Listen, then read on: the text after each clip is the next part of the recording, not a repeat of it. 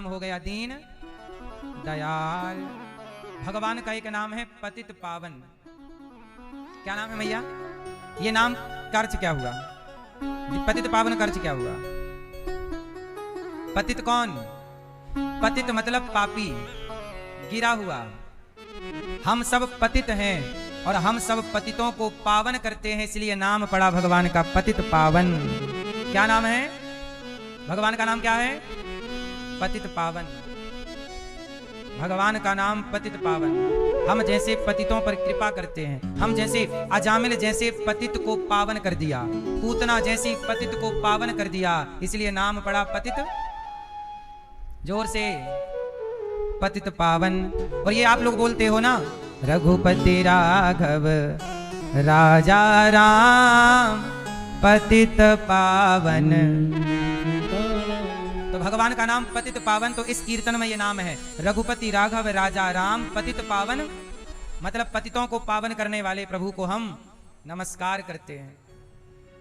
तो भगवान के बहुत सारे नाम हैं और हर नाम के पीछे एक कारण है। भगवान का नाम अब भगवान के नाम कितने हैं? हजारों। अब लोग कहते हैं हजारों नाम की क्या जरूरत थी? अरे हजार तरह से करुणा करते हैं, हजार तरह से कृपा करते हैं, तो उनका नाम पड़ता गया। भगवान का एक नाम है जगन्नाथ। इसका अर्थ क्या हुआ? जोर से, क्या नाम है? जगन्नाथ। नाथ। जैसे आप कहो हे नाथ, बोलो हे नाथ। भगवान का नाम है नाथ। क्या नाम है? नाथ। द्वारिका नाथ। क्या नाम है? बोलो द्वारिका नाथ। जगन्नाथ, रंगनाथ, विठ्ठलनाथ। भगवान का नाम रंगनाथ। क्या नाम? रंगनाथ भगवान। तो भगवान नाच हैं। नाच किसे कहते हैं? नाच किसे कहते हैं? आप बताओ, नाच किसे कहते हैं? बोलो अनाथ, बोलो अनाथ। जोर से, क्या क्या बोला? अनाथ। हाँ, जिसके शासन में, जिसके शरण में कोई अनाथ ना हो, अनाथों के नाथ हैं जगन्नाथ। यदि आप उनके हैं तो फिर अनाथ कैसे हैं? यदि आप उनके नहीं हैं तो कहा जा सकता है कि आप अनाथ हैं। तो अनाथों के नाथ, तो हम अनाथ ही तो हैं, पर भगवान की जब से शरण में हुए तब से अनाथ नहीं, अब तो हमारे नाथ हैं, जगन्नाथ हैं हमारे नाथ। तो भगवान जो जगत के नाथ हैं, चींटी भी अनाथ नहीं है, कुत्ता बिल्ली भी अनाथ नहीं, सबके नाथ जगन्नाथ। अच्छा ये बताओ, चींटी का पेट कौन भरता है? आप लोगों को चींटी की चिंता है? चींटी की बोलो। जंगल में चींटा खाया होगा कि नहीं? चींटी खाई होगी कि नहीं? आज कुत्ते को रोटी मिली होगी कि नहीं? सबकी फिक्र सच बताओ किसे है? जो सबके नाथ है, इसलिए तो नाम है जगत के नाथ जगन्नाथ। जो जगत का पालन पोषण करें, जगत का भरण पोषण करें, जो किसी को भूखा ना रहने दें। सच बताओ, चिड़िया भी, कौआ भी, पक्षी भी, सबका पेट भर रहा है कि नहीं? आपको अपनी अपनी चिंता है, अपने अपने घरन की सब काहू को पीर, पर उसे पीर सब घरन की, सो धन्य धन्य रघुवीर। भगवान को सबकी चिंता है, भगवान को सबकी चिंता। भगवान का एक नाम है राम। बताओ राम का अर्थ क्या हुआ? राम किसे कहते हैं? मैया, राम किसे कहते हैं? हैं?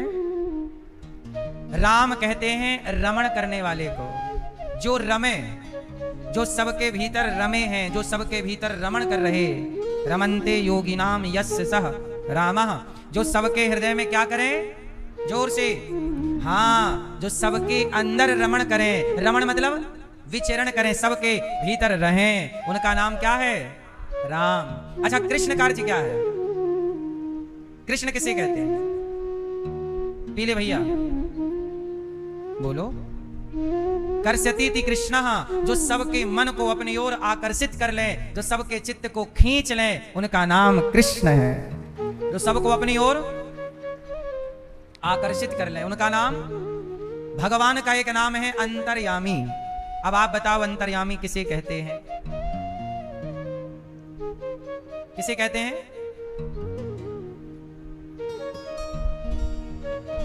जोर से मेरी माँ। किसे कहते हैं? अंतर्यामी मतलब जो हमारे अंतर मन में रहे। अंतर्यामी रूप में, आत्म तत्व रूप को अंतर्यामी रूप कहते हैं। जो हम सबके भीतर रहें उनका नाम अंतर्यामी। अच्छा, विष्णु किसे कहते हैं? जोर से। मैया, ओ लाल पीली मैया, इतना टाइम लगाती हो बैठने में मेरी माँ, बताओ विष्णु किसे कहते हैं? विष्णु, विष्णु, विष्णु सर्वगुहाशय। विष्णु किसे कहते हैं? जो व्यापक हैं, विश्व में रहें, जो विश्व के कण कण में जिनकी व्यापकता है उन्हें विष्णु कहते हैं। कण कण में व्याप्त होने से उनका नाम पड़ा विष्णु। अच्छा, भगवान का एक नाम है नारायण। बताओ नारायण किसे कहते हैं? मैया, ये सारी बातें आपके काम की हैं जो हम बता रहे हैं। कोई आपसे पूछने लग जाए कि राम किसे कहते हैं तो आप बता पाओ? भैया बताएंगे चश्मा वाले, नारायण किसे कहते हैं? चलो आप बताओ सबसे सरल, गोपाल किसे कहते हैं? चश्मा वाले भैया, गोपाल है? कान्हा जी को नहीं, कान्हा जी को तो कहते हैं गोपाल। गोपाल शब्द का अर्थ क्या है? गोपाल। इनका नाम गोपाल क्यों पड़ा? चश्मा वाले भैया नहीं नहीं बताएंगे? गुस्सा है क्या? है? गोपाल जो गौ माता का, गो का पालन करें, जो गाय की सेवा करें। गोपाल जो गौ माता का पालन करें, उनका नाम। अब बताओ नारायण किसे कहते हैं? ये थोड़ा आपके लिए कठिन हो जाएगा। नार कहते हैं जल को, नार कहते हैं पानी को। जो पानी में, शेष सैया पर, क्षीर सागर में जो विराजे हों, अयन जो वहां शयन करें, कहां? जो जल में रहें, उनका नाम नारायण है। जो जल में अयन हो जिनका, मतलब जल ही घर है जिनका, उन्हें नारायण कहते हैं। तो भगवान कहां रहते हैं? जल में। इसलिए जो आप पानी पीते हो, ये जल के रूप में परमात्मा ही उस फॉर्म में आपके भीतर प्रवेश करते हैं। भगवान का एक और नाम है निराकार। क्या नाम है? जोर से। निराकार मतलब नीर के आकार, निराकार। और ये भी कहते हैं जिसका कोई आकार ना हो उसे निराकार कहते हैं। भगवान का एक नाम है साकार, जिसका एक आकार हो, कण कण के रूप में आकार। भगवान का एक नाम है जगदीश। क्या नाम है? जोर से। ओम जय जगदीश। जगदीश का मतलब क्या है? हैं? हैं? हाँ, जगत के स्वामी, सही है। जगदीश का अर्थ क्या है आप बताओ? ईश कहते हैं भगवान को, जो जगत के भगवान, जगत के ईश, जगत के ईश्वर, जो जगत के स्वामी हैं, जगत के नाथ हैं, जगत के भगवान, उन्हें जगदीश कहते हैं। जगत के ईश मतलब सबके भगवान। तो नाम क्या है? ओम जय भैया, ओम मोबाइल वाले भैया, कथा नहीं सुनेंगे? जगदीश किसे कहते हैं बताओ? भगवान का एक नाम जगदीश क्यों है? हाँ, तो ये भगवान के अनंत नाम हैं। कितने नाम हैं?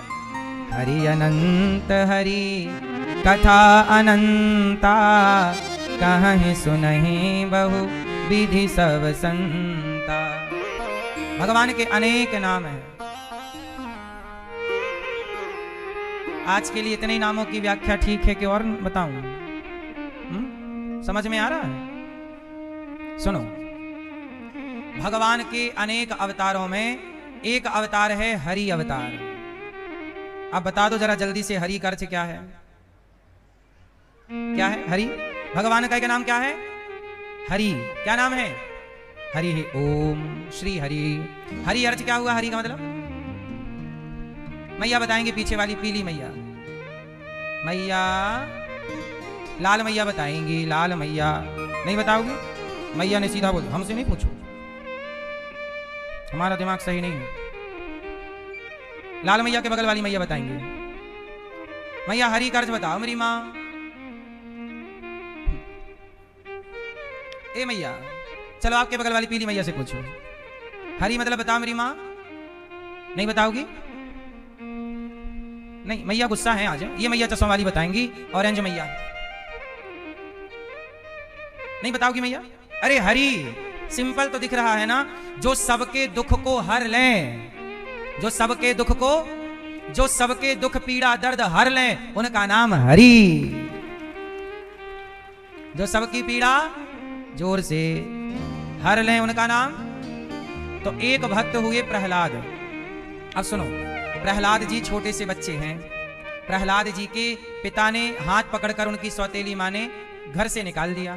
तो इस गोद में बैठने का अधिकारी नहीं, चला जाए यहां से। तपसाराध्य पुरुषम तस्यैवानुग्रहेण में गर्भे त्वं साधयात्मानं यदि इच्छसि नृपासनम। चला जा। छोटे से बालक ध्रुव जी को अब माँ ने समझाया कि बेटा बातों पे ध्यान ना दो, सम्मान अपमान चलता रहता है। तो ध्रुव जी को रास्ते में गुरु जी मिल गए, नारद जी ने। नारद जी से कहा कि गुरु जी, नारद जी से ध्रुव जी ने कहा, ध्रुव जी छोटे से बालक हैं, ध्रुव जी ने कहा कि गुरु जी हमें कुछ बताइए कि हमें भगवान कैसे मिलेंगे, हमें भगवान की प्राप्ति कैसे होगी। नारद जी ने कहा कि तुम अभी बहुत छोटे बालक हो, भगवान के पाने में अभी तुम्हारी आयु बहुत कम है। तो ध्रुव जी ने नारद जी से सवाल किया, क्या छोटे बच्चे को भगवान नहीं मिलते? नारद जी बोले मिलते हैं। तो फिर जब मिलते हैं तो मुझे क्यों नहीं मिलेंगे? आप मुझे बताओ कैसे मिलेंगे? तब नारद जी ने कहा, बेटा थोड़ा तपस्या करनी पड़ेगी। हाँ हाँ मैं करूंगा।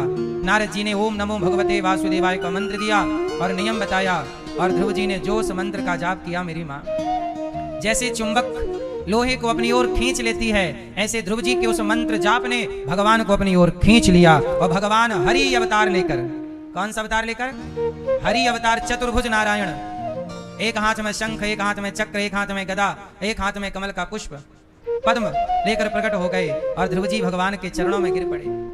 भगवान की स्तुति ध्रुव जी ने की। यो अंतः प्रविश्य मम वाचमिमां प्रसुप्तां संजीवयत्यखिल शक्तिधरः स्वधाम्ना। हे प्रभु, अन्यास्त हस्त चरण श्रवणत्वगादीन प्राणान् नमो भगवते पुरुषाय तुभ्यम। हे प्रभु, मेरे अंतःकरण में बस जाइए। जरा से बालक ने भगवान को अपनी ओर खींच लिया। अच्छा, भगवान किस तरफ खींचते हैं? अच्छा, ए मैया सुनो, ए प्यारी माँ सुनो, ध्यान से सुनो सुनो सुनो सुनो। अच्छा ऐसा है, ए गीता मैया, सावित्री मैया, सविता मैया। सविता किसका नाम है और गीता किसका नाम है? अंजलि किसका नाम है? अंजलि कौन है? अंजलि, देखो इतने लोगों में मैंने अंजलि कहा तो उसने सुन लिया। इसका मतलब मैंने अंजलि का क्या लिया? नाम। मैंने अंजलि का नाम लिया तो अंजलि मेरी ओर देखने लग गई, मुझे क्यों बुला रहे हैं। ऐसे ही जब अंजलि का नाम मैंने लिया तो अंजलि मेरी ओर देखी। तो जब भक्त भगवान का नाम लेता है तो भगवान भक्त की ओर देखते हैं। समझ में आई? क्लियर? इसलिए जब भगवान का हम नाम जपते हैं तो नाम की तरफ भगवान खींचते हैं। जैसे यहां पर कोई आपको बुलाए, ए घनश्याम, ए रमेश, तो रमेश जिसका नाम रमेश होगा, आप में से किसी का नाम रमेश है, दिनेश है, सुरेश है, गणेश है? सुरेश कौन है? सुरेश हाथ उठाओ। सुरेश, महेश, रमेश, रमेश हाथ उठाओ। देखो पीछे भी एक रमेश है, 4 रमेश है यहाँ, ये 5वें रमेश हाथ उठाए। अब देखो मैंने नाम लिया रमेश का, तो जितने रमेश हैं सब सावधान हो गए। बोलो हाँ। जैसे ही मैंने रमेश नाम लिया तो जिसका नाम रमेश है वो मेरी ओर खिंचा के नहीं? बोलो हाँ। ऐसे ही जब मैं प्रेम से राम कहूंगा तो राम मेरी ओर खिंचे चले आएंगे, जब मैं प्रेम से कृष्ण कहूंगा तो श्री कृष्ण मेरी ओर खिंचे चले आएंगे। इसलिए कहता हूं कि भगवान वही है जहां भगवान का नाम है। इसलिए नाम जपना जरूरी है। लोग कहते हैं नाम क्यों जपें? अरे तुम्हारा नाम लेके तुम्हारे द्वारे पे कोई बुलाए तो तुम दरवाजा खोलते हो कि नहीं? ए सुरेश दरवाजा खोल, तुरंत खोलोगे, भाई कौन बुला रहा है? जैसे आपका नाम लेकर कोई आपके द्वार पर पुकारे तो आप दरवाजा खोलकर जरूर देखते हैं मेरा नाम कौन ले रहा है। ऐसे ही जब भगवान का नाम लेकर कोई प्रेम से पुकारता है, भगवान का नाम लेता हुआ कोई रोता है, भगवान के प्रेम में रोता हुआ राम कृष्ण हरि श्रीमन्नारायण जब नाम लेता है तो भगवान दौड़ते हैं, अरे मेरा नाम ले रहा है और रो रहा है, दौड़ते हैं, क्या हुआ क्या हुआ। और भगवान अपने भक्त को वैसे ही स्वीकार कर लेते हैं जैसे एक रोते हुए बालक को मां हृदय से लगा लेती है। तो भगवान इसलिए कहता हूं कलयुग केवल नाम आधारा, इसलिए नाम जपा करो। क्या जपेंगे आप? नाम। क्या जपेंगे? नाम। खूब काम करिए पर अहरनिश नाम श्रीमन्नारायण श्रीमन्नारायण। और एक बात और मैं आपको बताऊं, नाम जप करने की कई शैली है पर दो शैली मुख्य मानी जाती हैं। नाम कैसे जपना चाहिए? अच्छा बताओ, भगवान कितना सुन पाते हैं? राम बोलो, राम बोलो, राम। अच्छा भगवान सुन रहे होंगे कि नहीं? इतना तो सुनाई पड़ा, और धीरे बोलो, राम। अच्छा इतना सुन रहे होंगे राम जी की नहीं? जोर से सुन रहे? अच्छा अब जरा और धीरे बोलो, इतना सुनाई पड़ा होगा। अच्छा जरा ऐसे मन में बोलो, जरा बोलो राम मन में, अंदर बोलो, अंदर राम सीताराम श्रीमन्नारायण, अंदर। अच्छा ये अंदर जो बोला वो तो आपको भी सुनाई नहीं पड़ा, आपके बगल वाले को। अच्छा ये अंदर वाला राम जब बोला तो सुनाई पड़ा होगा कि नहीं ईश्वर को? बोलो हाँ। भगवान अंदर की आवाज को भी सुनते हैं, इसलिए भगवान को चाहे जोर से पुकारो राम, चाहे भीतर पुकारो, जैसे पुकारना है। बाहर से पुकारना ठीक है कि भगवान भी सुने, लोग भी सुने, सबकी वाणी कान पवित्र हो, पर भीतर का पुकारना उत्तम है। इसलिए आप मौन होकर भीतर जप करना स्टार्ट करें, श्रीमन्नारायण श्रीमन्नारायण, और ये अंदर चलता रहे। ये जाप श्रेष्ठ है। भगवान अंदर की आवाज सुनते हैं। और ध्रुव जी ने जब पुकारा तो भगवान प्रकट हो गए कि मेरे भक्त ने मुझे पुकारा। प्रकट होकर कहा पुत्र कुछ मांग लो। ध्रुव जी ने कहा मेरी माँ ने कहा था तपस्या करो बेटा, मांगना क्या है ये माँ ने कहा नहीं। भगवान ने कहा कि पुत्र तुम्हें राज्य चाहिए था ना, पिता की गोद में बैठने गए थे, सौतेली माँ ने नीचे गिरा दिया। तुम राज्य चाहते थे, जाओ तुम्हारे मन में राज्य की कामना है, हम तुम्हें 36,000 वर्ष का राज्य देते हैं। और ध्रुव जी गए। भगवान ने उन्हें समय के पहले अपनी शक्ति से जवान कर दिया और ध्रुव जी के पिता ने राजा बनाया और 36,000 सालों तक खूब भक्तों की भगवान की सेवा करते हुए धरती पर ध्रुव जी रहे। अंत में मृत्यु के सिर पर पांव रखकर शरीर के साथ भगवान के धाम ध्रुव जी के लिए भगवान ने अपना बैकुंठ खाली किया और भगवान ने अपना बैकुंठ अपना घर दूसरी जगह शिफ्ट किया और अपना वाला घर भगवान ने भक्त को दिया अर्थात ध्रुव जी को। तो जैसे आज आप ध्रुव तारा कहते हैं, कभी वहां भगवान रहा करते थे, तो ध्रुव जी को भगवान ने अपना लोक दे दिया। ऐसे हैं भगवान। छोटी सी आयु में ध्रुव जी को भगवान मिल गए। इसके बाद ध्रुव जी के वंश में प्राचीन वरही हुए भगवान पृथु हुए, जिन्होंने पृथ्वी का दोहन किया। 10,000 कान मांगे हैं, न काम आए नाथ तदप्य हम कुचिन, है ना। 10,000 कान मांगे हैं। इसके बाद प्राचीन वरही को नारद जी ने पुरंजन उपाख्यान की कथा सुनाई। पुरंजन मतलब संसार में उलझा हुआ जीव ही पुरंजन है, अविज्ञात परमात्मा है। और पुरंजनी के चक्कर में मतलब संसार में उलझ जाता है और वो जन्म मृत्यु के चक्र में पड़ा रहता है। फिर भगवान कृपा करते हैं तब वह पुनरपि जननम पुनरपि मरणम के चक्र से बाहर निकलता है। अब इसके बाद मनु जी महाराज के दूसरे पुत्र हुए हैं प्रियव्रत, जिनका विवाह विश्वकर्मा की पुत्री वरिष्ठमती से हुआ, जिनके वंश में भगवान ऋषभदेव जी हुए, जिनके 100 पुत्र हुए। सबसे बड़े का नाम भरत जी, जिन्होंने मरते समय एक मृग में मन लगाने से उनको मृग बनकर आना पड़ा। आप लोग मरते समय यहां वहां मन ना लगाइएगा। मरते समय मन कहां लगाएं? कहां लगाएं? मरते समय मन केवल भगवान में, और जीवन में भगवान के अतिरिक्त कहीं और मन लगाना नहीं चाहिए। समय रहते भागवत सुन लो, जैसे हमारे श्रीमान कृष्ण कुमार खन्ना जी और श्रीमती ममता देवी खन्ना हमारी मैया भागवत सुन रही हैं। समय रहते भागवत सुन लो। अपने बच्चों को समय रहते भागवत में बिठा दो। बच्चों को केवल पैसा देना पर्याप्त नहीं है, संस्कार भी देना चाहिए। तो संस्कार कहां से मिलेंगे? जब कथा सुनेंगे। तो हमारे परीक्षित जीवन के श्रीमान कृष्ण कुमार खन्ना जी, श्रीमती ममता देवी जी आपकी पुत्री लता जी और जमाई नीतीश शर्मा जी, मीनाक्षी जी और जय कुमार जी, श्रीमती कामता वर्मा जी यूके से हैं, विवान थवन जया शर्मा जी, स्वर्गीय श्री अशोक कुमार खन्ना जी, पन्ना लाल जी, चंद्र रानी जी की स्मृति में ये कथा का आयोजन वीरेंद्र नगर दिल्ली से आप करा रहे हैं। तो देखो, समय रहते भागवत सुन लेना चाहिए, समय रहते अच्छे काम कर लो। बुरे काम करने का तो फिर समय ही समय है। बुरे विचार ज्यादा आते हैं कि अच्छे विचार ज्यादा आते हैं? फिर बुराइयों ने तो घेर रखा है, अच्छाई की गुंजाइश कम है, बुराई तो हावी है। आप जीवन में पाप ज्यादा करते हैं कि पुण्य? फिर पाप ज्यादा है, पुण्य कम है।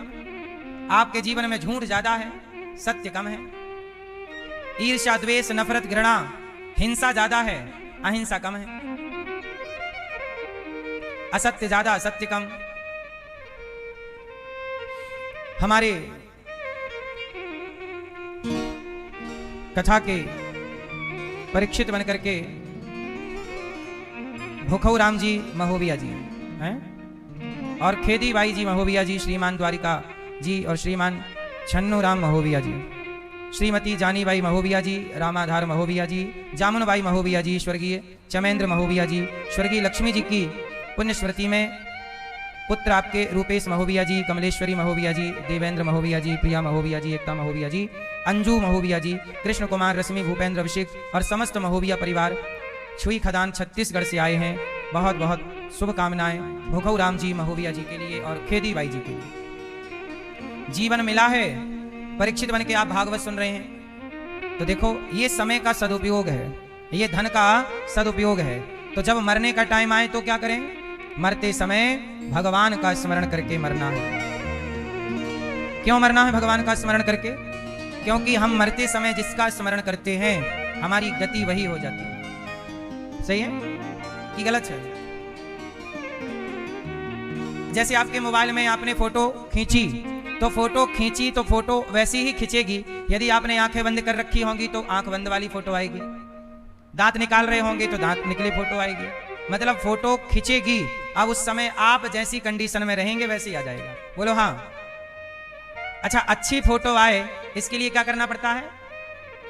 थोड़ा आपको भी अच्छा दिखना पड़ता है, थोड़ा स्माइल कर लो, अच्छी फोटो आएगी। मुंह बनाओगे तो मुंह बनी फोटो आएगी। तो फोटो के समय थोड़ा ठीक हो जाओ, ऐसे ही मरने के समय थोड़ा ठीक हो जाओ। क्योंकि मरने के समय तुम्हारे मन में जो चलता रहेगा वो अंदर की फोटो क्लिक करता है ना सिस्टम ईश्वर का, कि मरते समय तुम्हारे अंदर चल क्या रहा था।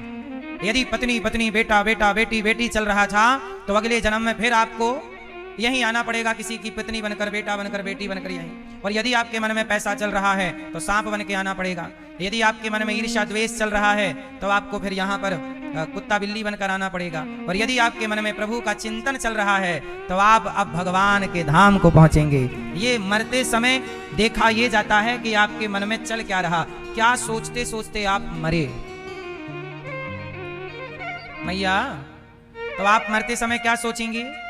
इसलिए जितना सोचना है अभी सोच लो, और ज्यादा सोचा ना करो, ज्यादा चिंतन किया करो प्रभु का। मरते समय भगवान का स्मरण करो और सारे काम अभी कर लो। बेटा से खूब अभी प्यार कर लो, लाड़ अभी लड़ा लो, पोता पोती से अभी सब खा पी लो जो खाना है। मरते समय आराम से मरना, जल्दबाजी में नहीं, इत्मीनान से, शांति से।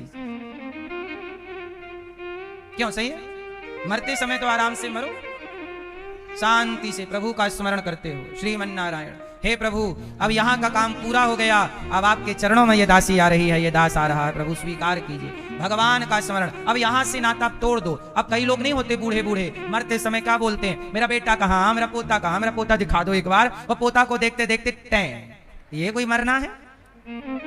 सारी जिंदगी तुमने पोता ही देखा है और अब भी बुढ़ापे में पोता देखते देखते मर गए, ये कोई मरना है? अरे अब मरने का टाइम था, अब तो भगवान को याद कर लेते। हे प्रभु, आपका धन्यवाद कि आपने जीवन दिया, आपने परिवार दिया। प्रभु, अब ये परिवार आपका, आपके चरणों में, अब ये दास ये दासी आपके पास आ रही है, आ रहा है, हमें स्वीकार कीजिए। मरने के टाइम थोड़ा भगवान को अब तो याद कर लो। क्यों मैया? पोता पोती अभी खिला लो जितना खिलाना, मरते टाइम बिल्कुल नाटक नहीं। सीधा चुपचाप अपना भगवान का स्मरण करते हुए मरना। पक्का प्रॉमिस? पक्का वादा? कौन कौन वादा करेगा मरते समय नाटक नहीं, यहां वहां का चिंतन नहीं? किसका चिंतन? केवल भगवान का। मरते समय किसका? बेटा नहीं, बेटी नहीं, परिवार का कुछ भी चिंतन नहीं। हे नाथ, हे श्रीमन्नारायण, हमें स्वीकार कीजिए। करोगे? पक्का? पक्का वादा? हाँ। आप भी तो ऐसे नहीं करोगे, पोता बुलाओ, बेटी बुलाओ, ऐसा तो नहीं करोगे मरते समय? है? इनको और देख लें, उनको और देख लें, ये और कर लें, वो और कर लें। बूढ़ा आदमी मरने वाला है और ये उसका भी प्रपंच खत्म नहीं हो रहा है। बूढ़ी बूढ़ी मैयाएं, एक मैया से मैंने कहा मैया बोलो श्रीमन्नारायण, बस वो मैया वो ना बोल के बाकी सब बोल रही थी। उसने ऐसा कहा, उसने यूं कहा, ऐसा किया। मैंने कहा ये सब प्रपंच मैया छोड़ो, बोलो श्रीमन्नारायण। नहीं, वो महाराज उसने ऐसा कहा, ऐसा। वो ही नहीं बोल रही मुद्दे की बात, वहां की पूरा प्रपंच कराओ। सही है? सच बताएं, पापी के मुख से भगवान का नाम जल्दी निकलता नहीं। यदि आपके मुख से प्रभु का नाम नहीं निकलता तो समझ लो कि भगवान खुद नहीं चाहते कि तुम जैसे पापियों का कल्याण हो। अभी भटकना और लिखा है। कहते ना तुम्हारे माथे अभी विनाश काले विपरीत बुद्धि, अभी और कुछ लिखा है तुम्हारी किस्मत में, भाग्य में, अभी और भटकना लिखा है। इसलिए अभी मुंह से भगवान का नाम नहीं निकल रहा, अभी और तुम्हें नाली का कीड़ा बनना लिखा है। इसलिए अभी मुंह से भगवान का नाम नहीं निकला। जब भगवान का नाम निकलने लग जाए समझ लो कि प्रभु आपको अपने पास बुलाकर ये जन्म मृत्यु से बचाना चाहते हैं। नहीं निकला मतलब अभी उलझे रहोगे। सही है? सुनो, तो भरत जी ने भगवान का चिंतन किया, मृग का चिंतन मृग बनकर आए, फिर मृग का शरीर छोड़ा, तीसरे जन्म में जड़ भरत जीवन कर आए और राजा रघुगण को उपदेश किया। त्वयोदितम व्यक्तम अविप्रलब्धम भरतो समय स्याद् यदि वीर भारः गंतुर यदि स्याद् यदिगम्य मध्वापि वेति राशौ न विदाम प्रवादः। राजा रघुगण को दिव्य ज्ञान दे करके कि भार शरीर का है, आत्मा का नहीं, आत्म तत्व का उपदेश किया और दोनों परम धाम गए। 28 प्रकार के नरकों का वर्णन भागवत जी में है। कितने प्रकार के नरक होते हैं? कितने? 28 नरक 28 तरह के हैं, और भी हैं छोटे मोटे और बहुत सारे हैं। आप लोग नरक जाओगे कि स्वर्ग बैकुंठ जाओगे? 3 ऑप्शन है, स्वर्ग, बैकुंठ, नरक। कहां पसंद करेंगे? कहां? मैया मैया आप कहां जाओगी? लाल मैया, नरक, स्वर्ग, बैकुंठ। कहां? बैकुंठ। भैया आप कहां चलेंगे? स्वर्ग, बैकुंठ। पीली मैया आप कहां जाओगी? लाल मैया, बैकुंठ जाओगी, स्वर्ग नहीं जाओगी? मैया आप कहां जाओगी? बैकुंठ। सबको बैकुंठ चलना है। मैया आप कहां जाओगी? स्वर्ग जाओगी। स्वर्ग में क्या देवता नचाएंगे आपको अप्सरा बना के? अप्सरा बनना है।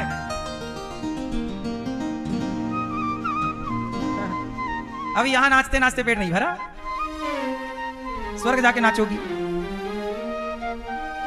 स्वर्ग वर्ग तो फ्री में नहीं जाना चाहिए। भगवान के भक्त स्वर्ग नहीं, जो भगवान के भरोसे, देखो जो पुण्य के भरोसे है। किसके भरोसे? यदि आपको भगवान पे भरोसा नहीं है, आपने कहा कि मैंने तो पुण्य किया है, तो पुण्य के भरोसे स्वर्ग जाएगा और जितना पुण्य किया होगा उतना स्वर्ग का सुख पाकर वह हिसाब चुकाएगा। लेकिन हमने पुण्य किए पर वो सारे पुण्य भगवान को अर्पित करते गए। पुण्य भी भगवान को अर्पण होते हैं। त्वदीयं वस्तु गोविंद तुभ्यमेव समर्पये। तो जो भगवान को अर्पण करते गए, फिर वो जो भगवान के भरोसे हैं वो स्वर्ग वर्ग नहीं जाते, वो सीधा बैकुंठ। अच्छा, बैकुंठ में भी 3 प्रकार हैं। एक है बैकुंठ, एक है साकेत, एक है गौलोक। गौलोक में मिलते हैं भगवान कृष्ण, साकेत में मिलते हैं राम और बैकुंठ में भगवान नारायण, भगवान विष्णु। अच्छा, बैकुंठ किसे कहते हैं?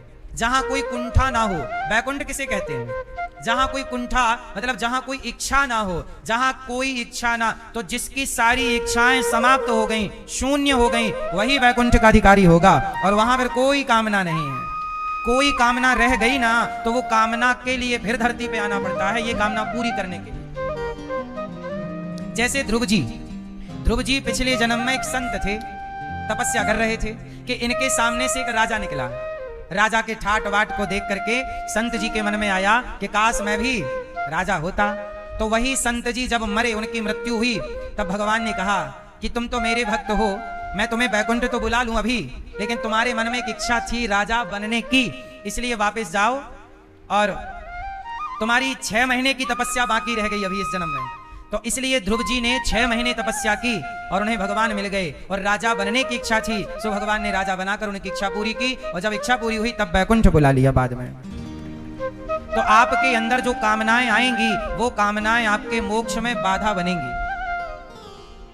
इसलिए कह रहा हूं कि सारी कामनाओं को डिलीट कर दीजिए। एक टाइम बाद जैसे उम्र बढ़ती जाए इच्छाएं कम होती जाएं, पूर्ण ध्यान समर्पण भगवान में हो, तब आपका मरना और जन्म लेना दोनों सार्थक हो जाएंगे। अरे सुनो मेरी माँ, मरने की भी ना एक कला है। मरना भी सबको थोड़ी आता है। नहीं, कबीरदास जी से कहा लोगों ने मर जाओगे, कबीरदास जी बोले नहीं, मरने से सब जग डरा मेरे मन आनंद। सब लोग मरने से डरते हैं। क्यों डरते हैं? क्योंकि मरना आया ही नहीं।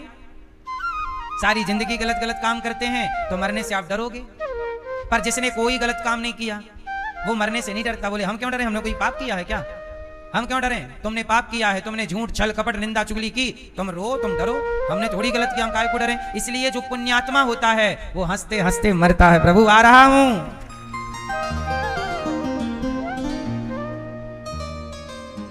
मरने से डर पापी को लगता है, पुण्यात्मा को नहीं। समझ आ रही है?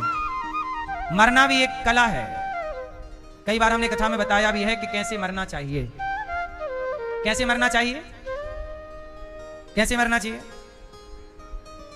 आप लोग कैसे मरते हैं? मरने के टाइम सब लोग रो रहे हैं, धक्का मुक्की कर रहे हैं, मरने वाला पड़ा है, बोल नहीं पा रहा बूढ़ा, और घर वाले बोल रहे पहचानो हमें, पहचानो हमें, हमें, हमें। कोई हाथ चिल्ला रहा हमें पहचानो, हमें, हमें। क्यों? जब आप मरने का टाइम आता है लोग क्या बोलते हैं? हमें पहचानो, हमें, हमें। और आपने जरा आंखें खोली तो सामने वाले रो रहे हैं, और अरे हाँ हाँ खोली, आंख खोली, तब तक कोई आदमी ना धक्का मुक्की में मरने वाले बुढ़ऊ के ऊपर गिर गया छाती में, तो बुढ़ऊ लोग निपट गए। और मरने के टाइम यदि तुम गर्मी में मरे और बगल में कूलर चलता रहा तो मरने वाले को क्या मजाल के हवा लग जाए।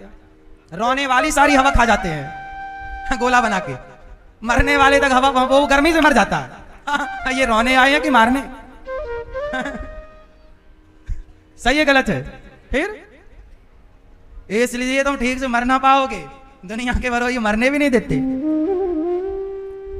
आप बुढ़ापे में इशारा भी नहीं कर सकते कि हट जाओ हवा आने दे, हाथ हिल नहीं रहा ना, आप तो बोल नहीं सकते मरने के टाइम, आपकी तो सब बत्ती सी बंद रहेगी, आप कोई बोल ना पाओगे, लेकिन गाली अंदर से तो रो रहा, हवा नहीं आने दे रहा। और इसी समय प्राण निकल गए तो उसके शत्रु बन के पैदा हो गए, हवा नहीं आने दी, मैं भी तेरी हवा खाऊंगा। यही चलता रहेगा। इसलिए हमारे संतों ने कहा ऐसे नहीं मरना। कहां मरे?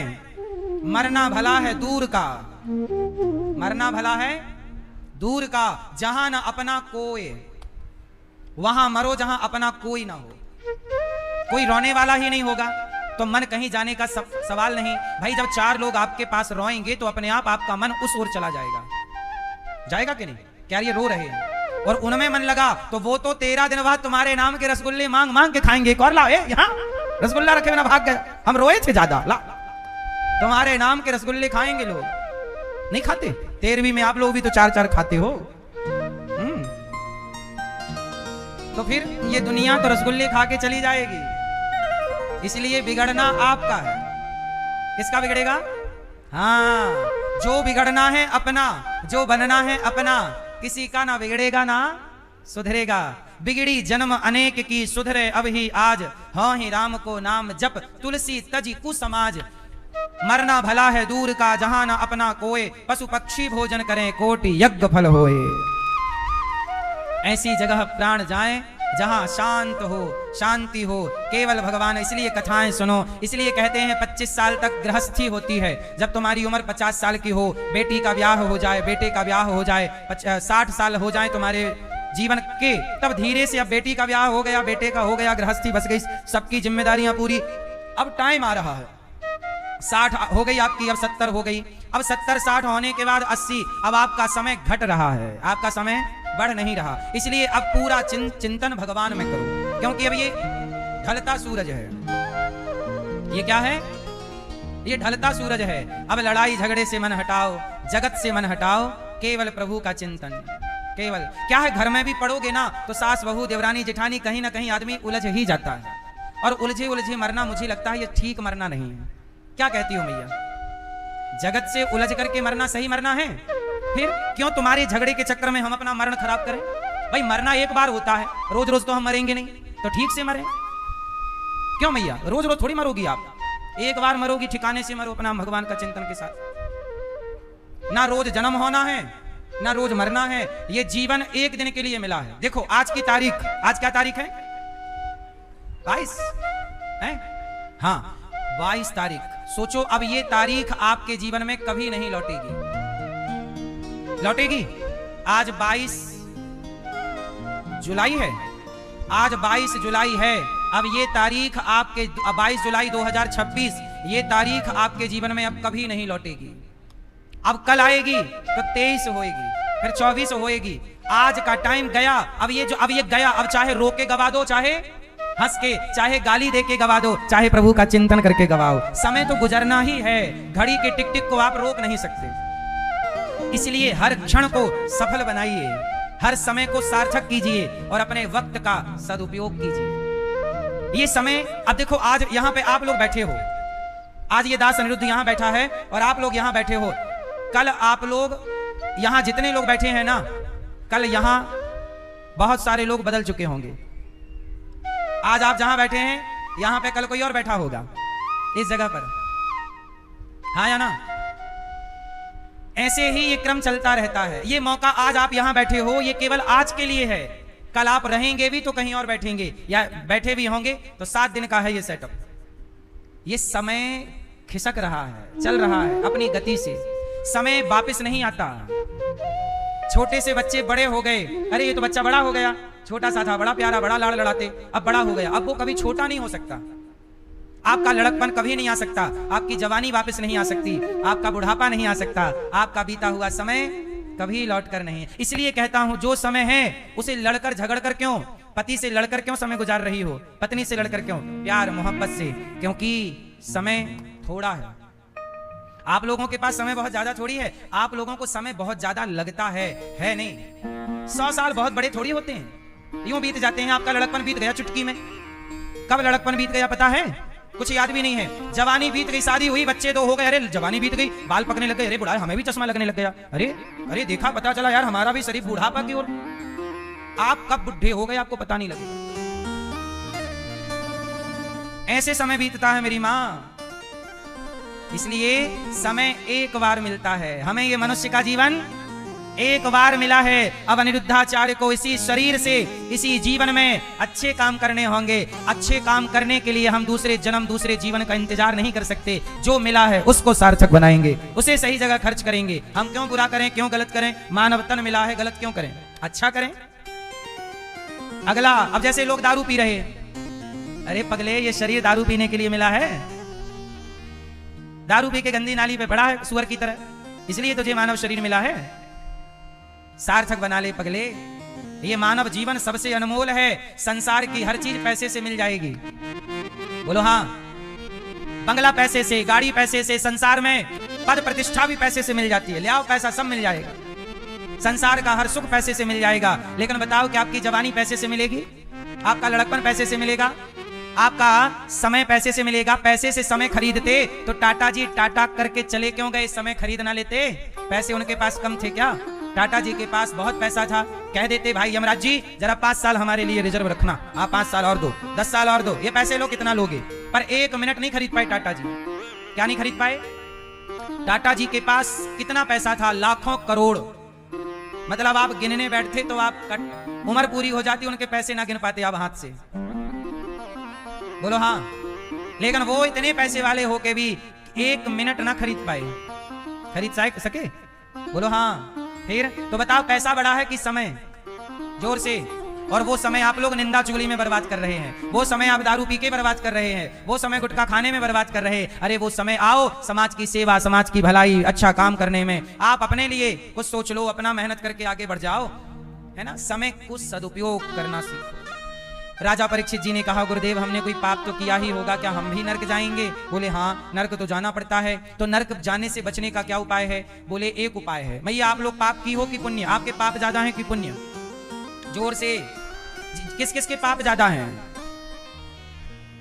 हैं? तो काहे की हो पाप ज्यादा जब पता है कि हैं? मैया, चश्मा वाली मैया, हाँ, काहे पाप की हो? पता नहीं था? जलेबी बना रही हो मेरी मां। सुनो, पापी हो, चलो हम आपको एक रास्ता बताते हैं जो आपको नरक नहीं जाने देगा, वरना देखो ना पाप तो की हो। अच्छा है आपने बता दिया, तो एक उपाय है मेरे पास, कहो तो मैं आपको बताऊं, वो नरक से बचाएगा, वरना नरक जाना पड़ेगा और नरक में खूब पिटाई होगी। फिर कपड़े की तरह पिटोगे जैसे धोबी पीटता है कपड़े, दया मुंगरी से। सुनो, एक उपाय है मेरे पास, किस किस को बताऊं? सुनो, एक पंडित जी थे, नाम था अजामिल। अजामिल बहुत बड़े पापी थे, बहुत बड़े वाले वीआईपी पापी, वीवीआईपी।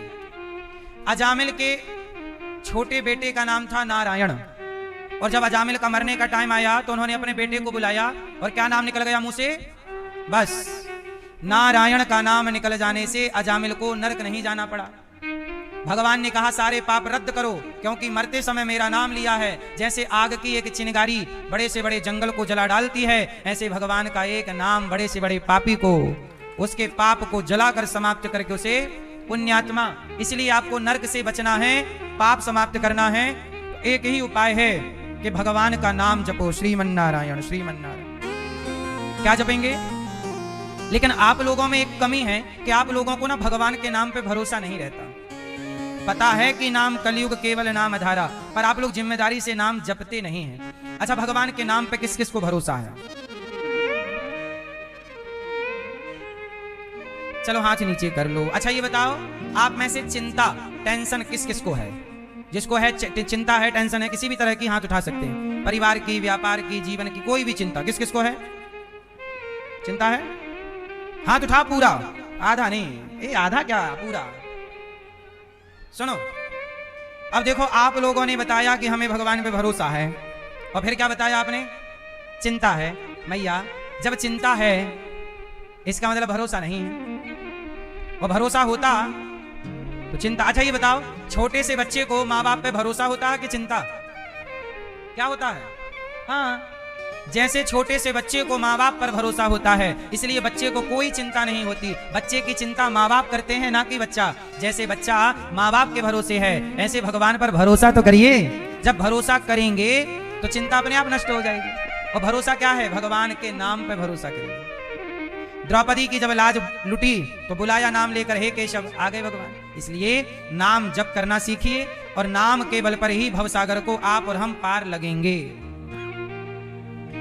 नाम सबसे उत्तम है। नारद जी दिन भर नाम जपते हैं, नारायण नारायण नारायण नारायण। नारद जी क्या जपते हैं? क्या जपते हैं? जोर से देखो, कुछ लोग अभी भी नहीं नाम बोल रहे हैं। क्या जपते हैं नारद जी? नारायण श्रीमन्नारायण। ठीक है, तो नाम। अजामिल जैसे पापी का भगवान ने उद्धार कर दिया। एक बार क्या हुआ? चित्र के वृत्तासुर का उद्धार हुआ इंद्र के हाथों। एक बार प्रहलाद जी, यदा देवेषु वेदेषु गौसु विप्रेषु साधुषु धर्मे मयि च विद्वेषः सवाशु विनश्यति। यदा देवेषु वेदेषु, जब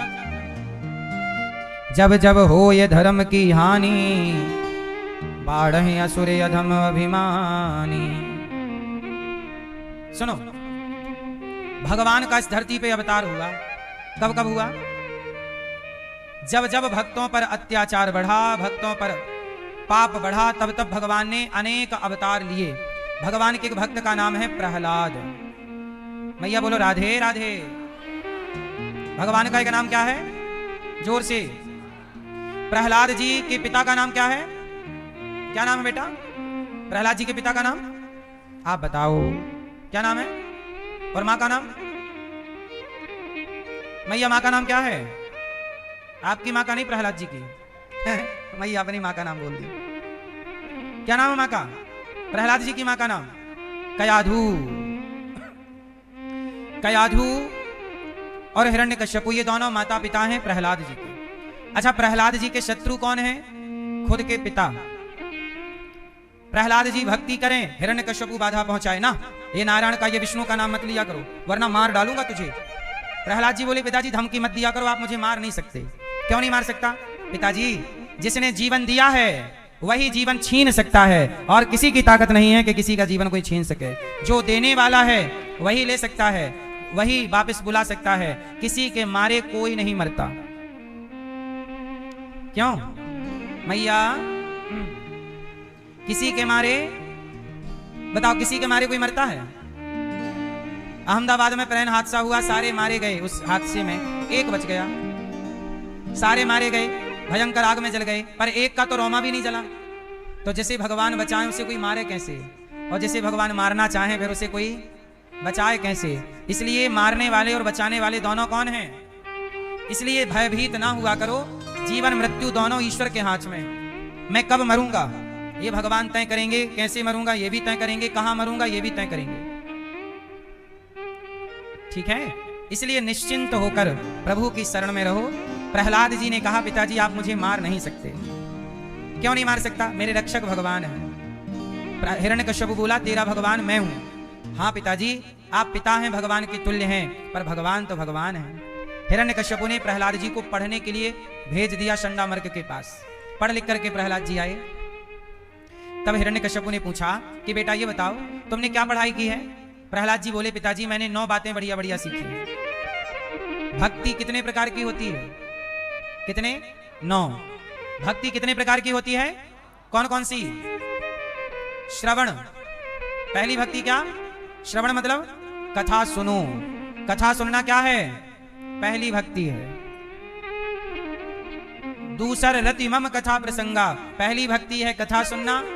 दूसरी भक्ति है कथा को प्रेम से सुनना। कथा सुनना मतलब ये नहीं कि सुन रहे, नहीं, उसमें श्रद्धा हो, प्रेम। तो भगवान के प्रति क्या होना? प्रेम। तो भगवान से प्रेम करना दूसरी भक्ति है। कथा सुनना कौन सी भक्ति है? जोर से, थोड़ा जोर लगाओ मेरी माँ। कथा सुनना और दूसरी भक्ति भगवान से प्रेम करना। दूसर रति मम कथा प्रसंग, गुरु पद पंकज सेवा। सेवा तीसरी भक्ति है। माता की सेवा, पिता की सेवा, गाय की सेवा, जीव जंतुओं की सेवा, हर प्राणी की सेवा। सेवा कौन सी भक्ति है? तीसरी।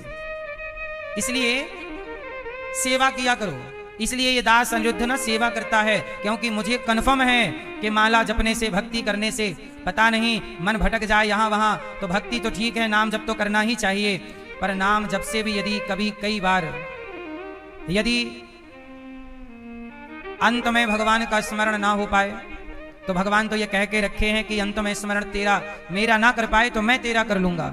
लेकिन मुझे लगता है कि भगवान का नाम जपना भी भक्ति है, तो भगवान को खुश करने के लिए सेवा करना श्रेष्ठ भक्ति। तो सेवा करते हुए नाम जप करिए। तो सेवा कौन सी भक्ति है? इसलिए माता की सेवा, पिता की सेवा, गुरु जी की सेवा। इसलिए दास अनिरुद्ध सेवा करता है कि मुझे सेवा के बल पर ही भगवान मिलेंगे। माताओं की सेवा, रसोई की सेवा, अखंड गौरी गोपाल में सेवाएं, तो ये सेवा भक्ति है।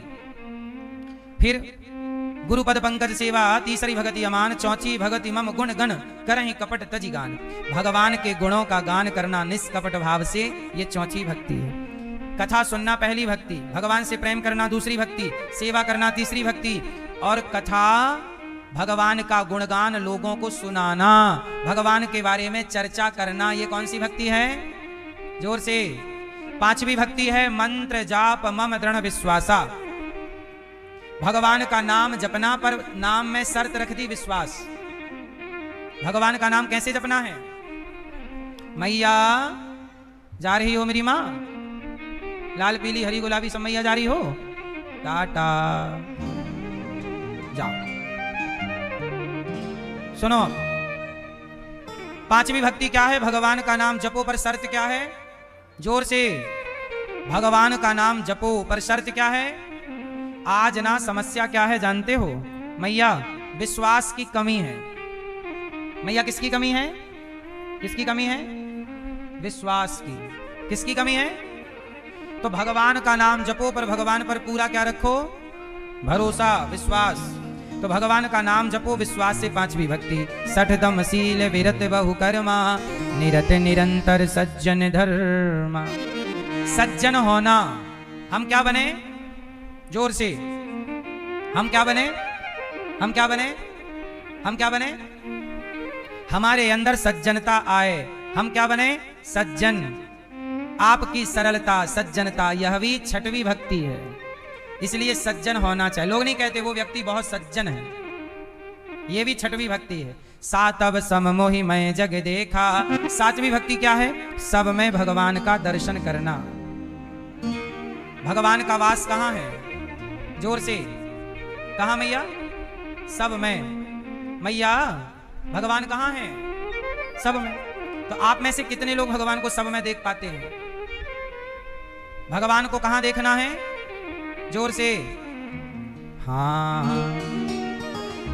सब में ईश्वर का दर्शन, सब में मेरे प्रभु ही समाये हैं। क्यों? कुत्ते में कौन है? हैं? भगवान है? भैया कुत्ते में कौन है?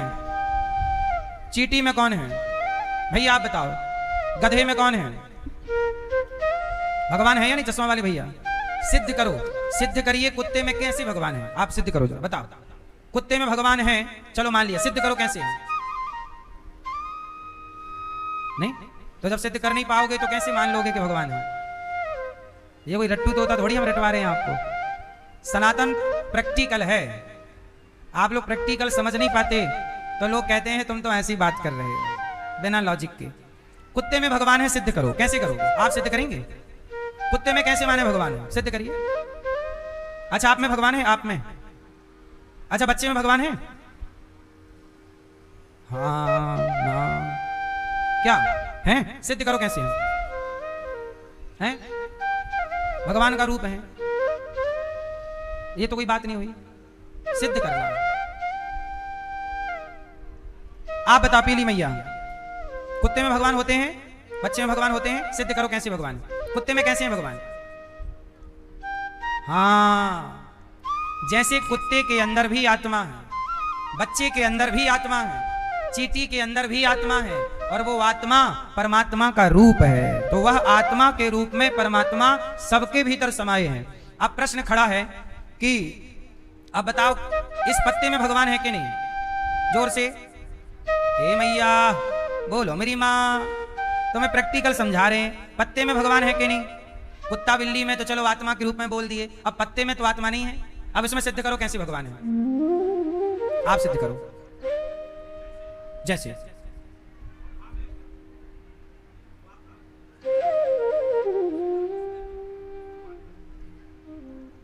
ठीक है, आप बताओ छोरा, पत्ते में भगवान है? आप लोग कहते हो ना कण-कण में भगवान है, कह तो देते हो। कोई पूछे कि सिद्ध करो कि कण-कण में कैसे भगवान है, कैसे सिद्ध करोगे?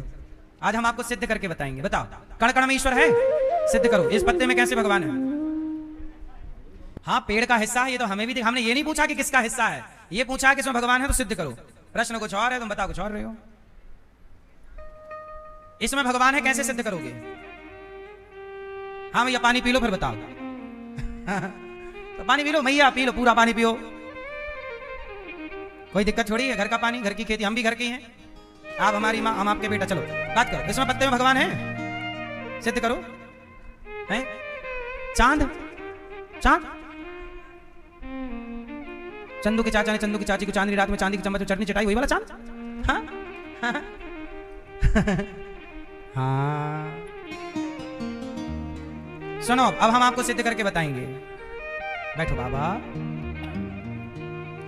अब सिद्ध करते हैं कि कण-कण में कैसे भगवान है। सुनो अब देखो, इस पत्ते में भगवान है पर इसमें सिद्ध कैसे करेंगे? आओ, ये दास अनिरुद्ध आपको सिद्ध करके बताएगा कि इस पत्ते में, कण-कण में, हर कण सृष्टि के हर कण में ईश्वर कैसे है। अब आप लोग मुझे ये बताओ कि ये जो पत्ता है ये 5 तत्वों में से किसी एक तत्व का है। ये कितने तत्व होते हैं?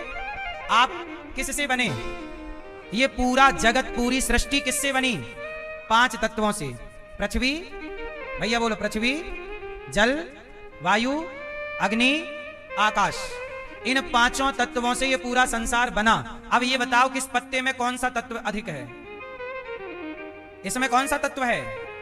इसमें अभी वर्तमान में दो तत्व दिखाई ज्यादा पड़ रहे हैं तो सारे तत्व, पर इसमें पहला तत्व है पृथ्वी तत्व, क्योंकि पृथ्वी का एक सड़ करके पृथ्वी का हिस्सा मिट्टी हो जाएगा, तो पृथ्वी तत्व। इसमें जल भी है, इसको निचोड़ा जाए तो जल निकलेगा, तो जल तत्व भी है, और इसको सुखाया जाएगा तो इसमें, या गीला भी, इसमें अग्नि तत्व भी है, जला दो जल जाएगा, तो अग्नि तत्व भी इसमें है, जल तत्व भी इसमें है, और पृथ्वी तत्व तो विशेष है ही। वायु तत्व है बिल्कुल, हवा में उड़ रहा है, और आकाश तत्व है ही इसमें। पंच तत्व, पूरी सृष्टि किससे बनी है? 5 तत्वों में। एक चीज समझ लीजिए कि किसी एक में कोई एक तत्व प्रधान होता है। जैसे आपके शरीर में बताइए कौन सा तत्व प्रधान है? आप भी 5 चीजों से बने हैं, बताइए आपके शरीर में कौन सा तत्व अधिक मात्रा में है? फर्स्ट, आपके शरीर में कौन सा तत्व अधिक मात्रा में है? जोर से जोर से जोर से। आपके शरीर में पृथ्वी तत्व अधिक मात्रा में है। कैसे? आपकी चमड़ी पृथ्वी तत्व है, आपकी हड्डी पृथ्वी तत्व है। ये शरीर की रचना है जिसमें जल की मात्रा अधिक है। शरीर की रचना में कौन सी मात्रा अधिक है? जल की मात्रा अधिक है, ये बात सत्य है। परंतु आप पूरे शरीर का जब वजन करेंगे तो हड्डी का वजन ज्यादा है, शरीर में चमड़े का वजन ज्यादा है, और ये सब पृथ्वी तत्व है। ये कौन सा तत्व है? ये कौन सा तत्व है? हड्डी कौन सा तत्व है? पृथ्वी तत्व है। तो आपका शरीर पंच तत्व का तो है, पर पंच तत्व में भी कोई चीज किसी एक तत्व की अधिकता लेकर आती है। एक तत्व की क्या होगी? किसी चीज में जल की अधिकता, किसी में पृथ्वी की अधिकता, किसी में अग्नि की अधिकता, किसी में आकाश की अधिकता है। चलो अब आप समझ गए, तो अब सुनो, ये पूरा संसार पंच तत्व से बना है। तो एक बार फिर से बोल लीजिए, बोलो भगवान, जोर से भगवान, भगवान। अब भगवान को जोड़ते हैं, बोलो भा, बोलो भा। भा मतलब भूमि, गा मतलब गगन, वा मतलब वायु, आ की मात्रा मतलब अग्नि, और ना मतलब नीर। भगवान, भगवान। जब भगवान लिखोगे तो मात्रा सहित कितना हो जाएगा? 5। भगवान। भा मतलब भूमि, गा मतलब गगन, वा मतलब वायु, आ मतलब अग्नि, ना मतलब नीर। ये पूरा प्रकृति पंच तत्व की बनी है, और पंच महाभूत पंच तत्व ही भगवान है। पंच तत्व क्या है? भगवान का ही स्वरूप है। तो अब बताओ, इस पत्ते में भगवान है कि नहीं? तत्व रूप में। कौन सा तत्व? इसमें जल है तो जल के रूप में इसमें ईश्वर की सत्ता है। यदि इसमें पृथ्वी तत्व है तो पृथ्वी के रूप में ये, क्योंकि पंच तत्व का तो बना है, कोई एक तत्व प्रधान इसमें हो सकता है। तो एक तत्व जो प्रधान है उसे आप ईश्वर मान लीजिए। तो इसमें मुख्य तत्व है पृथ्वी तत्व। इसमें मुख्य तत्व क्या है? जोर से। तो ये पृथ्वी तत्व है, इसका मतलब इस तत्व में तत्व ही ईश्वर है। पंच तत्व, पृथ्वी जल वायु अग्नि, पृथ्वी के रूप में ईश्वर, जल के रूप में ईश्वर, अग्नि के रूप में ईश्वर, आकाश के रूप में ईश्वर। तो ये कण कण में किसकी व्यापकता हो गई? हर चीज तत्व पंच तत्व से बनी, और पंच तत्व भगवान का स्वरूप है। इसलिए कण कण में कहा जाता है ईश्वर है। ये सिद्ध हो गया कि इस कण में ईश्वर है। हो गया? बोलो हाँ कि ना। क्या सिद्ध हो गया? आप में क्या सिद्ध हो गया? क्या हो गया? ये सिद्ध हो गया कि इस कण में ईश्वर है, तत्व के रूप में, पंच तत्व के रूप में। भैया समझ में आई? तो सब में भगवान है। जरा अब सिद्ध करो किसमें ईश्वर कैसे है? तत्व के रूप में, पंच तत्व। भगवान पंच तत्व को जोड़ा तो बना भगवान। भूमि आकाश अग्नि सबको प्लस कर दिया, जोड़ दिया, तो क्या बन गया? भूमि भाव भगवान। ठीक है? भगवान किसे कहते हैं? अब प्रश्न करता हूं ताकि आपको जल्दी समझ आ जाए। चलो बताओ, ए पीले भैया, भगवान किसे कहते हैं? किसे कहते हैं? नहीं मालूम? अभी तो बताएं। बताओ भैया, भगवान किसे कहते हैं? फिर भूल गए। लाल मैया, भगवान किसे कहते हैं? पंच तत्व के समूह को भगवान कहते हैं। फिर से मेरे संग दोहराओ। मतलब पंच तत्व को ही जब जोड़ दिया जाएगा, पांचों का एक एक अक्षर निकाल लो। भूमि का भा निकाल लो, गगन का गा निकाल लो, वायु का वा निकाल लो, अग्नि का आ निकाल लो, नीर मतलब पानी, नीर का ना निकाल लो, तो जोड़ दो, क्या बन गया? तो पंच तत्व के रूप में ये पूरी प्रकृति के रूप में भगवान क्या है? भगवान किसे कहते हैं? पंच महाभूत को ही भगवान कहते हैं।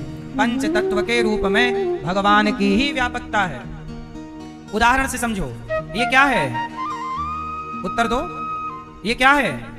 जोर से, थोड़ा जोर लगाओ मेरी माँ। मैं आपको प्रैक्टिकल जब तक आपकी समझ में नहीं आएगा मैं समझाता रहूंगा, एक के बाद दूसरा तीसरा चौथा उदाहरण, जब तक तुम्हारी खोपड़ी में घुसेगा नहीं, ताकि घर जाओ पूछे कोई कि क्या सुन के आए तो कह सको ये सुन के आए। नहीं 3 घंटे बैठे लोग कहें क्या सुन के आए, बोले कुछ नहीं हम समझ में आया, तो हमारा नाम खराब और करोगे कि 3 घंटे फिर काय के लिए गए थे।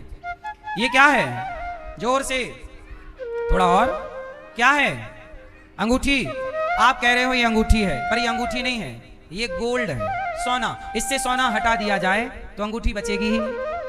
सत्ता अंगूठी की नहीं है, सत्ता किसकी है? सोने की।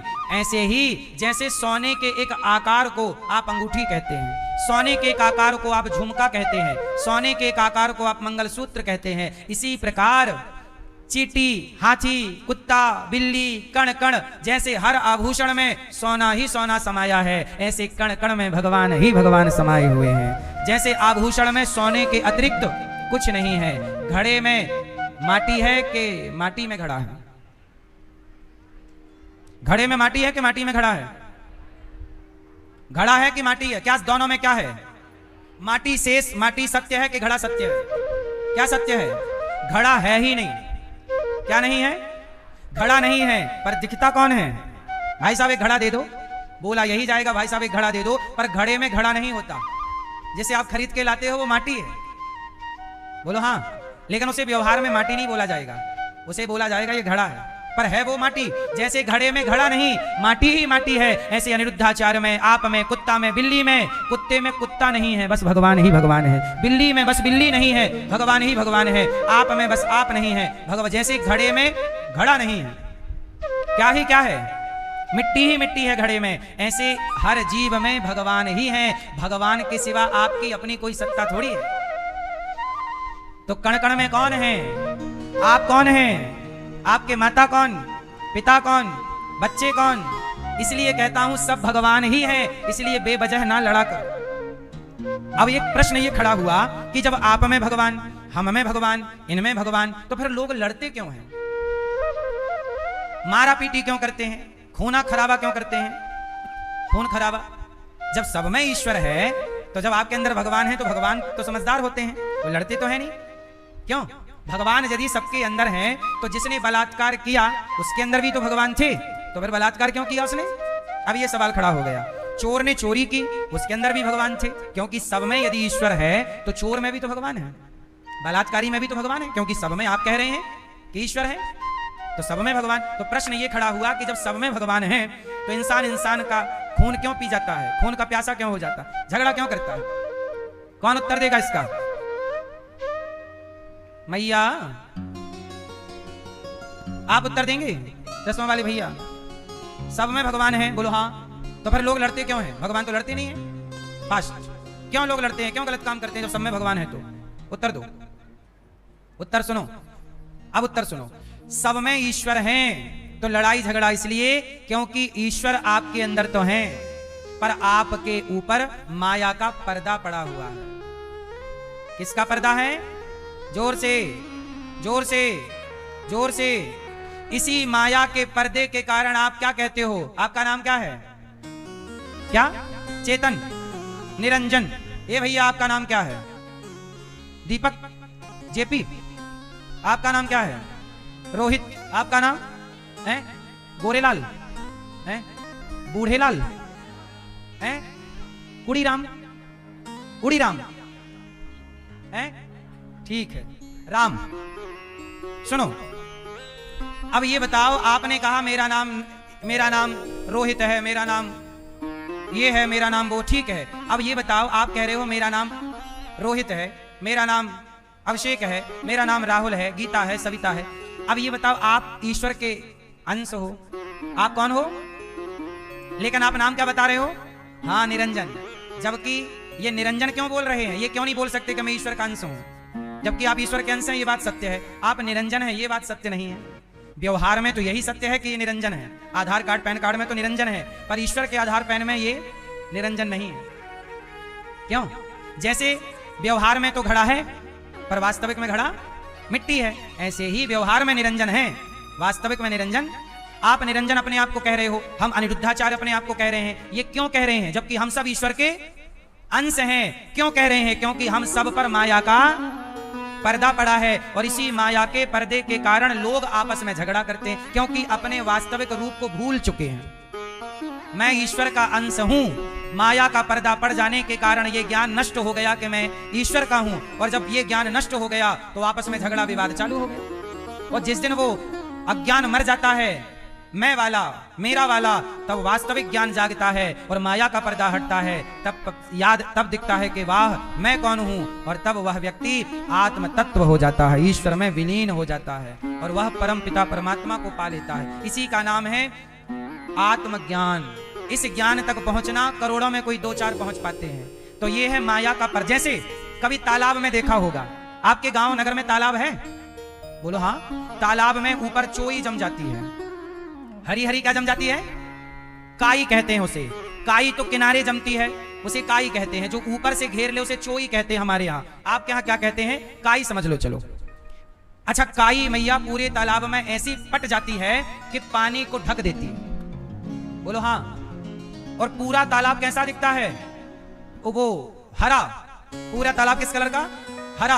और उसमें जरा पत्थर मारो तो उस जगह से वो चोई काई हट जाती है और निर्मल पानी दिखने लगता है। और थोड़ी देर बाद फिर वो सट जाती है, वो पानी फिर लोप हो जाता है। बोलो हाँ। जैसे तालाब में पानी तो है, पर पानी को किसने ढका है? चोई ने, काई ने। उसी तरह आप ईश्वर के अंश तो हैं, पर आपके इस ज्ञान को माया की काई ने, चोई ने ढक रखा है।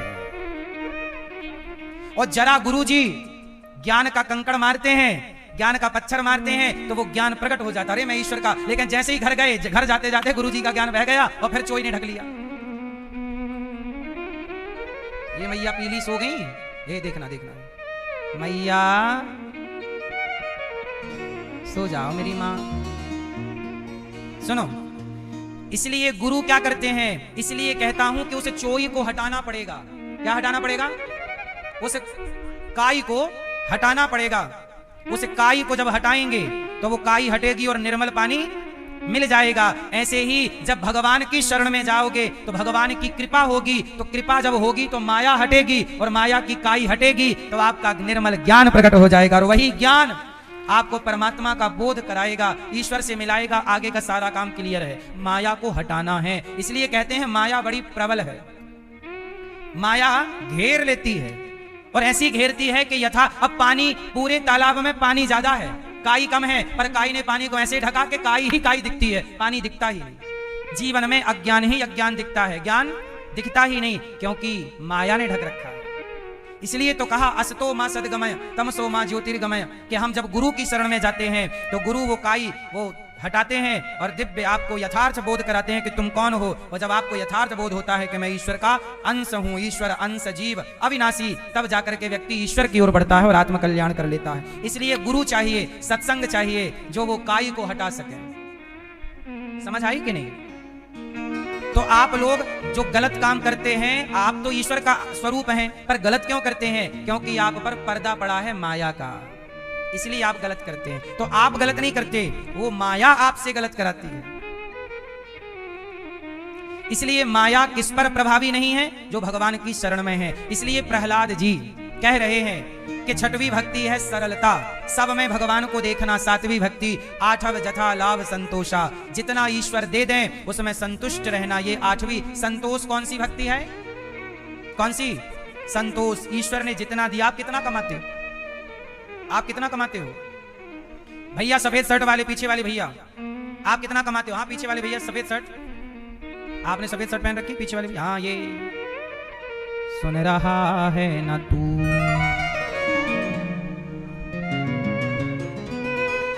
नहीं सुन रहा है तो सुनो। सुन रहे हो? क्या प्रश्न किया मैंने? क्या प्रश्न किया था इनसे? कितना पैसे कमाते हो? कमाते हो? हाँ, अच्छा है, कमाना चाहिए, खूब पैसा कमाना चाहिए। अच्छा, जितना कमाते हो उसमें संतोष है, संतुष्टि है? हाँ, जितना कमाते हो अच्छा है, और कमाओ और मेहनत करो, पर जितना आ रहा है उसमें संतोष रखना चाहिए। यदि संतोष है तो वो पैसा सुख देता है, और यदि संतोष नहीं है तो पैसा कितना भी हो वो दुख ही देगा, चिड़चिड़ापन ही पैदा करेगा, झगड़ा पैदा करेगा, सुख नहीं देगा। पैसे में सुख कब है? जब पैसे में संतुष्टि हो। पत्नी में सुख कब है? जब पत्नी से संतुष्टि हो। पति में सुख कब है? जब पति में संतुष्टि हो। पुत्र में सुख कब है? जब पुत्र में संतुष्टि हो। अब आपकी पत्नी से आप संतुष्टि ही नहीं है, आपको लगता है ये तो सांवली है, ये तो काली है, ये तो मोटी है, ये तो पतली है, ये तो लंबी है, ये तो छिनकी है, जैसी है उसमें आपको संतोष करना होगा, तब सुख मिलेगा। और यदि मन में संतुष्टि नहीं है तो आप, रावण की पत्नी सबसे सुंदर थी मंदोदरी। मंदोदरी इतनी सुंदर थी कि जितनी सुंदर माता पार्वती थी। पार्वती जी जितनी सुंदर है मां पार्वती, इतनी सुंदर कौन है? माता मंदोदरी। इतनी सुंदर नारी है। और मंदोदरी का गुण देखिए कि मंदोदरी कभी बूढ़ी नहीं होती, मंदोदरी सदा जवान रहती है। और मंदोदरी जब चाहे अपने को कुंवारी कर लेती है। कुंवारी, वो कुंवारी 16 साल की लड़की की तरह रहती है, बुढ़ी नहीं होती, सुंदर जवान, ऐसी मंदोदरी। लेकिन ऐसी पत्नी पाकर भी रावण संतुष्ट होता तो ये लंका काहे को जलती है? अपनी पत्नी से संतुष्ट नहीं है। इसलिए कहता हूं, अपनी पत्नी से, पति से, पुत्र से, पैसे से, जो ईश्वर ने दे रखा है उसमें क्या रखो? संतोष। क्या रखेंगे? जहां संतोष है वहां सुख है, और जहां संतोष नहीं है वहां सुख। समझ में आ रही है कि नहीं?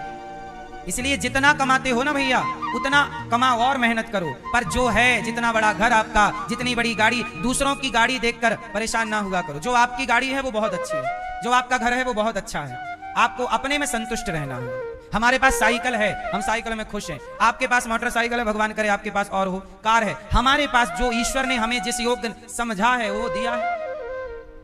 क्यों जी? इस संसार में भांति भांति के लोग हैं या नहीं? तरह तरह के लोग हैं ना। कोई अमीर है, कोई गरीब है, कोई बहुत अमीर है, कोई बहुत गरीब है, कोई देख पाता है, कोई नहीं देख पाता, कोई चल पाता है, कोई नहीं चल पाता, कोई सुन पाता है, कोई नहीं सुन पाता। वो सब तरह के लोगों को आप जानते हैं। इसलिए आप जैसे हैं बहुत अच्छे हैं। क्यों? ये बात सही है कि गलत है? तो 8वीं भक्ति क्या है ये प्रहलाद जी बता रहे हैं। और 9वीं भक्ति है, 8वीं संतोष और 9वीं नवम सरल सब सन छलहीन छलहीना मम भरोस ही अहरस नदीना। भगवान की 9वीं भक्ति क्या है? 9वीं भक्ति है भगवान पे भरोसा। क्या करोगे भगवान पे? मैया क्या करेंगे? भगवान पर भरोसा करेंगे। कैसा? पूरा, पूर्ण समर्पण भगवान पर। चाहे भगवान मार दें, चाहे तो डुबा दें, चाहे जो करें, हमारा भरोसा कम नहीं होगा। चाहे आप देखो, भगवान की मर्जी है कि मैं यहां बैठूं, ये दास यहां बैठता है। भगवान की मर्जी है, जहां ये दास अनिरुद्ध, मुझे प्रभु जहां भेजते हैं मैं वहां चला जाता हूं। और जहां भी जाता हूं अपनी मर्जी से नहीं, जो कुछ भी करता हूं मर्जी से नहीं, सारी इच्छाएं प्रभु की मान करके, प्रभु आप इस शरीर से ये करा रहे हो, ये आपकी मर्जी है, मैं कुछ भी नहीं करता, भगवान मेरे से कराते हैं। अच्छा, आप कुछ करते हो? गौरी गोपाल आश्रम में वृद्ध माओं की सेवा हो रही है, बताओ मैं कर रहा हूं कि भगवान मेरे से करवा रहे हैं? गौरी गोपाल आश्रम में 30,000 लोग पर डे भोजन करते हैं। बताइए ये किसी के करने के बस का है? 30,000 लोग रोज कोई कैसे खिला सकता है? ये मैं कर नहीं रहा, भगवान मेरे से। आप कुछ करते नहीं हैं, भगवान आपसे और हमसे कुछ काम ना मैया भाग्य से नहीं होता। कुछ काम मेहनत से, मेहनत जरूरी है, भाग्य अच्छा है, पर कुछ काम कृपा से ही होते हैं। कुछ काम किससे होते हैं? हाँ, इसलिए आप कभी इस बात का घमंड मत पाल लीजिएगा कि मैंने ये किया। आपने कुछ नहीं किया, प्रभु ने आपसे ये काम। आपने किसी को रोटी खिला दी भूखे को, तो ये घमंड मत करना कि मैंने खिला दी, मैं ना खिलाता तो ये तो मर जाता। नहीं, तुमने नहीं खिलाया, भगवान ने उसका पेट भरना था तो तुम्हारे द्वारा, तुम्हारे माध्यम से पेट भरवा दिया है। भरना तो था ही, तुम ना सही दूसरा सही। ईश्वर किसी को निमित्त बनाते हैं। जैसे सीता मां की खोज किसने की? जोर से किसने की? ओ मोबाइल वाले भैया, मोबाइल पे सर्च करने लग गए क्या कि सीता मां की खोज किसने की? सीता मां की खोज किसने की? हनुमान जी ने। अच्छा ये बताओ, सीता मां की खोज हनुमान जी ने की, यदि हनुमान जी ने ना की होती सीता मां की खोज तो सीता जी तो मिलती ही नहीं ना। क्यों? सीता जी की खोज हनुमान जी ने ना की होती तो सीता जी मिलती कि ना मिलती?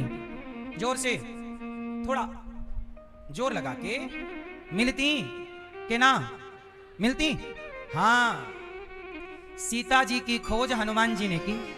यदि हनुमान जी ना करते तो राम जी अंगद जी से करवा लेते, अंगद जी ना करते जामवंत जी। अरे राम का हाथ जिसके सिर पे रख जाता वो हनुमान हो जाता। समझ आ रही है? तो आप कभी इस बात का घमंड ना पाल लेना कि मैंने किया, मैंने किया। मैं कुछ नहीं करता, ये कृपा मानो कि भगवान ने आपको इस कार्य के लिए चुना है। जैसे हनुमान जी को चुन लिया, वो चुन लिया तो अंगूठी किसको दी? राम जी ने। अब सीता मां की खोज में गए कितने लोग थे? गए तो जामवंत जी भी थे, गए तो अंगद जी भी थे, गए तो नलनील भी थे, गए हनुमान जी भी थे, पर सबको अंगूठी दे के नहीं भेजा राम ने। अंगूठी किसे दी? है ना? इसका मतलब राम जी ये काम हनुमान जी से ही करवाना चाहते थे कि तुम सीता जी का, वरना अंगूठी अंगद को भी दे सकते थे तो अंगद ढूंढ के ले आते, जामवंत जी को दे देते, जामवंत जी ले आते। इसका मतलब हनुमान जी को इसलिए दिया कि प्रभु ये काम का श्रेय किसे देना चाहते हैं? जोर से। प्रभु अपने सेवा का, कार्य का श्रेय भक्त को प्रदान करते हैं। तो ये श्रेय किसको मिला? हनुमान जी को। इसलिए हनुमान जी कभी अभिमान नहीं करते कि मैंने किया। हनुमान जी जानते हैं कि प्रभु ने करवाया है। आप लोग भूल जाते हो कि प्रभु ने करवाया, इसलिए बात बात पे 4 पैसा पाके घमंड करने लग जाते हो, कॉलर खड़ी करने लग जाते हो। आप भूल जाते हो कि प्रभु ने करवाया है, जबकि हनुमान जी ये याद रखते हैं किसने करवाया? प्रभु ने करवाया। किससे? हनुमान जी। अब जैसे उदाहरण देख लो, वो लक्ष्मण जी को शक्ति लग गई, प्राण निकल रहे हैं और संजीवनी लानी है, तो संजीवनी हनुमान जी ना लाते तो लक्ष्मण जी तो मर जाते। मर जाते कि नहीं? बोलो हाँ या ना? नहीं मरते। हनुमान जी ना लाते कोई और लाता, लाता जरूर। इतनी सी बात आपकी समझ में आ जाए। कई बार आप कहते हो मैंने किया, नहीं, ईश्वर को थैंक यू बोलो कि उन्होंने तुमसे कराया, वरना यह काम भगवान किसी और से भी। भगवान ने तुम्हें सरपंच बना दिया, मुख्यमंत्री बना दिया, प्रधानमंत्री बना दिया, तो ये मत कहो कि मेरी योग्यता से मैं बन गया, मैं कलेक्टर हो गई, मैं आईएएस हो गई, मैं आईपीएस हो गई, मैं बिजनेसमैन हो गई, मैं हो गया, ये हो गया। ये मत कहो कि मैं हो गया, हो गई। भगवान ने आपको चुना है इस कार्य के लिए। अब वहां रह के आपको ठीक ठीक काम करने हैं। आप नहीं हुए, भगवान ने आपको इस कार्य के लिए चुना है। तो प्रहलाद जी ने जब नवदा भक्ति सुनाई तो हिरण्यकश्यप ने उठाकर पटक दिया, होलिका को बुलाया, बहन जला दो इस प्रहलाद को। होलिका जलाने लग गई, स्वयं होलिका जल गई, पर प्रहलाद का बाल भी ना जला। जिसकी रक्षा भगवान करें उसे कोई मार नहीं सकता। इसलिए कहता हूं भगवान पे पूरा भरोसा रखना चाहिए कि भगवान के भरोसे से सृष्टि चल रही है। प्रहलाद जी पढ़ने गए, पढ़कर आए, हिरण्यकश्यप ने कहा कहां है तेरा भगवान? प्रहलाद जी ने कहा पिताजी कहां नहीं है। तो बोला इस खंबे पर है। हाँ, जो खंबे पर प्रहार किया खंबा टूट गया, भगवान नरसिंह प्रकट हो गए। बोलिए नरसिंह भगवान की। नरसिंह भगवान प्रकट हुए, हिरण्यकश्यप को गोद में लिटाया और छाती फाड़ डाली। हिरण्यकश्यप बोला मैं नहीं मरूंगा। भगवान बोले काहे नहीं मरेगा? बोले ना दिन के मरूं ना रात को मरूं। भगवान बोले ना दिन है ना रात, संध्या का टाइम है, अब तो मरेगा। बोले ना अस्त्र से मरूं ना शस्त्र से। भगवान बोले नाखून मैंने फैशन में नहीं बढ़ाए, तेरे लिए बढ़ाए, अब तो मरेगा। बोला अभी भी नहीं मरूंगा, 12 महीने में किसी महीने नहीं मरूं, ना चैत्र ना वैशाख ना जेठ ना आषाढ़ ना सावन ना भादो। देखो ये हिरण्यकश्यप है ना, ये ठीक से मरना नहीं चाहता। तो भगवान बोले यार मर जा आराम से, काहे इतनी टेंशन पाल रहा है? बोला मैं नहीं मरूंगा, 12 महीने किसी महीने नहीं मरूं। भगवान बोले तेरे लिए मैंने 13वां महीना डिजाइन करवाया है, अब तो मरेगा, पुरुषोत्तम महीना। बोला अभी भी नहीं मरूंगा। बोले ना ऊपर मरूं ना नीचे। भगवान बोले गोद में काहे के लिए लेटा रखा है तुझे? ना ये ऊपर है ना नीचे। बोले ना अंदर मरूं ना बाहर मरूं। भगवान बोले देहरी, ना अंदर है ना द्वार, अब तो मरेगा। बोला अभी भी नहीं मरूंगा। बोले ब्रह्मा के बनाए किसी व्यक्ति से नहीं मरूंगा। भगवान बोले ब्रह्मा मुझे नहीं बनाते, मैं ब्रह्मा को बनाता हूं, अब बोल। अब उसके सारे वरदान हो गए बम।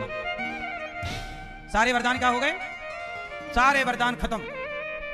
जितने मांगे थे अपनी होशियारी से खत्म। अब भगवान ने नाखून से उसकी छाती में प्रहार किया, छाती फाड़ दी, आंतों की माला बनाकर धारण कर ली।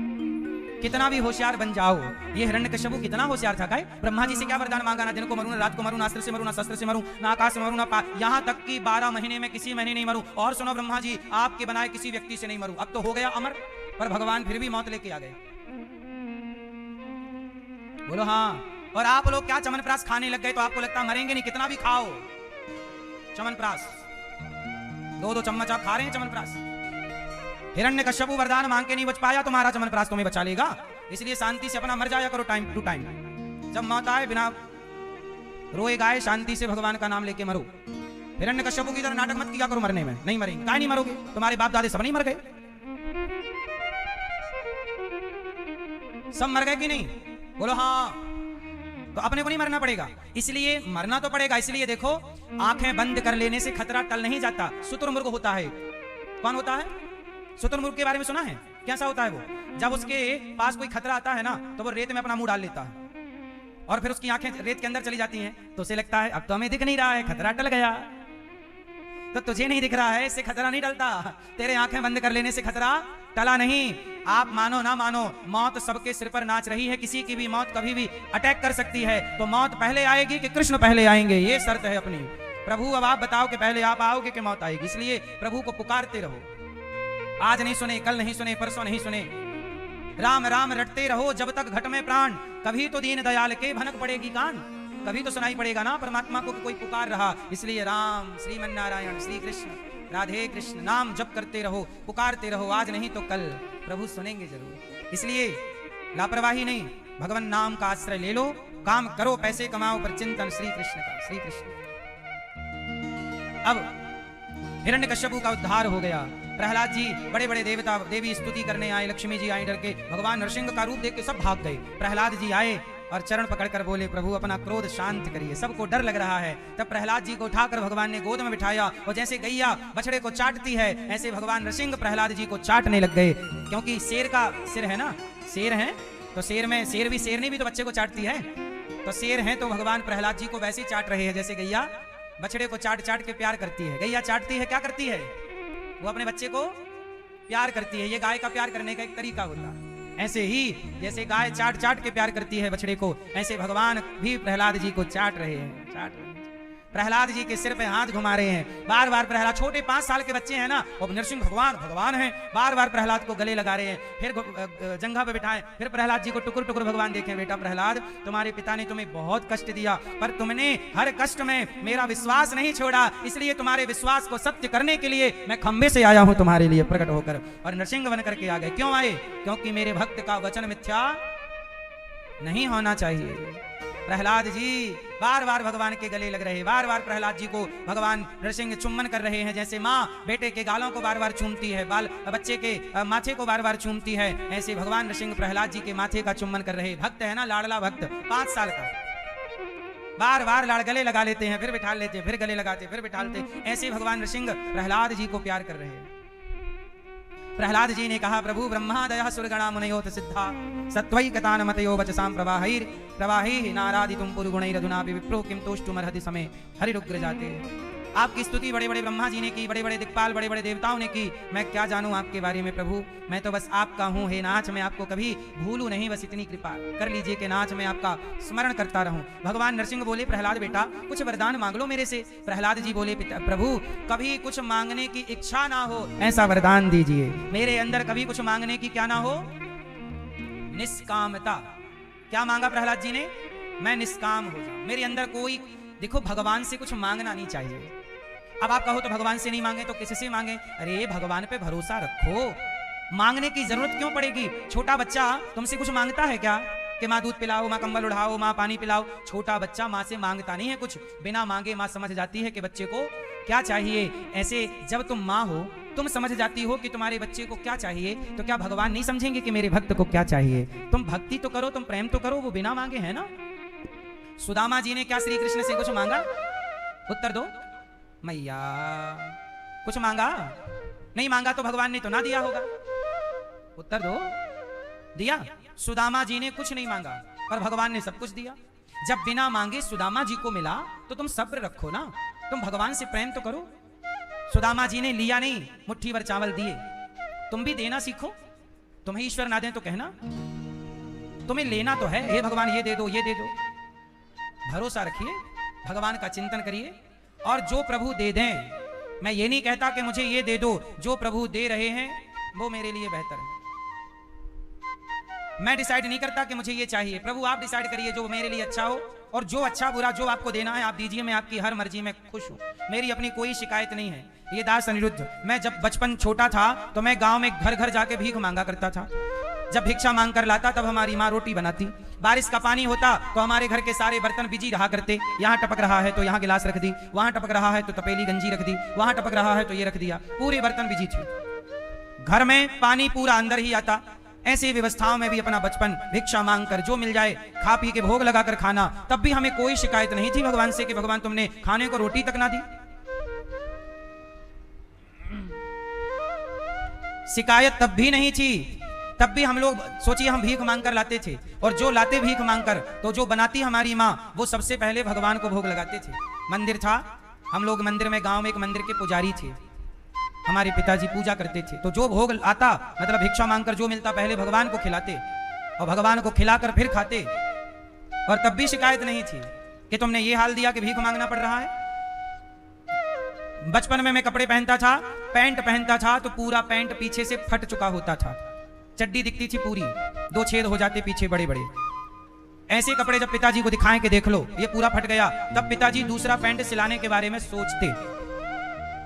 1 साल में 1 कपड़ा मुझे मिलता था, 1 शर्ट और 1 पैंट, वो भी जब तक पूरा फट ना जाए तब तक पिताजी दूसरा नहीं दिलाते थे। आजकल तो आप लोगों के पास 3-4 जोड़ी कपड़े एक्स्ट्रा होते हैं, हमारे पास कभी नहीं होते थे।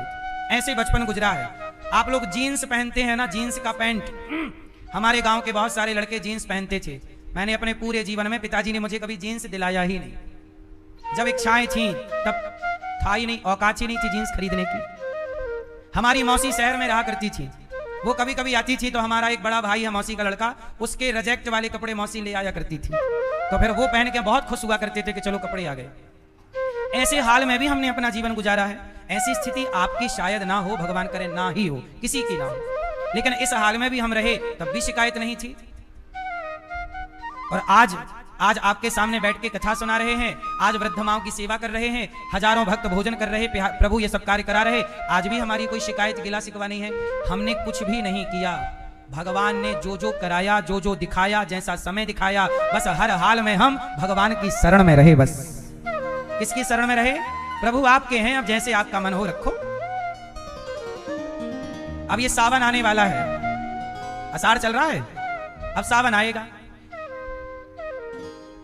2001 की घटना होगी, 2001 या 2002, मुझे याद है, उस समय मैं बहुत छोटा था। सावन का वो महीना था और हम जिस मंदिर के पुजारी थे उस मंदिर के मालिक ने कह दिया कि मंदिर खाली करो। पिताजी ने कहा कि बारिश निकल जाने दीजिए, कार्तिक के बाद हम कहीं शिफ्ट हो जाएंगे, क्योंकि अभी तो बारिश है, कहाँ जाएंगे, घर तो था नहीं। तो मंदिर के मालिक ने हम लोगों का सामान, उस समय तो मैं बच्चा था, पूरा सामान मंदिर से निकाल के सड़क पर फेंक दिया था। सोचिए बारिश थी, हल्की हल्की रिमझिम बारिश चल रही थी, सावन का महीना था, और सामान बाहर फेंक दिया, और सामान बाहर सड़क पे पड़ा, और ये कंफर्म नहीं कि जाना कहाँ है, घर है ही नहीं। पिताजी के पास रहने का कोई भी घर नहीं था। अब सामान, आप सोचिए कि आपका सामान सड़क में पड़ा है और अभी तक आपका घर नहीं है, आप कहाँ जाओगे? तब उस हाल को भी हमने देखा है कि जब रहने के घर नहीं, खाने को ठीक से रोटी नहीं, पहनने को कपड़े नहीं, सामान ले लेके दूसरे के आंगन में, दूसरे की पर्ची बोलते हैं गांव में, उनकी पर्ची अर्थात दूसरे के स्थान पे कुछ समय रहे कि आप जगह दे दो। फिर धीरे धीरे पिताजी ने, सरकारी पैसा मिलता था, इंदिरा आवास योजना, घर बनाने का पैसा मिलता था, वो पैसा पिताजी को मिला, फिर छोटा सा घर बनाया कच्चा सा, फिर उसमें रहे। आज भी हम लोग वही घर है, आज भी गांव में वही घर में, कोरोना काल में भी मैं उसी घर में था, अभी भी जाता हूं तो वहीं रहता हूं, आज भी वो घर है, बड़े भैया वहीं रहते हैं। हर परिस्थिति को देखा है, सहा है, लेकिन शिकायत नहीं कि प्रभु से नाराजगी, मेरे प्रभु की जो मर्जी थी अच्छा था, ना पिताजी नाराज हुए ना माँ। इतना कुछ हुआ, रहने को घर नहीं, खाने को रोटी, फिर भी हमारे पिताजी पूजा करते थे, कोई शिकायत नहीं। आजकल तो आपका काम ना बने तो आप भगवान को गाली देने लग जाते हैं कि भगवान तेरी पूजा की तो मिला क्या? भगवान यदि कठिन समय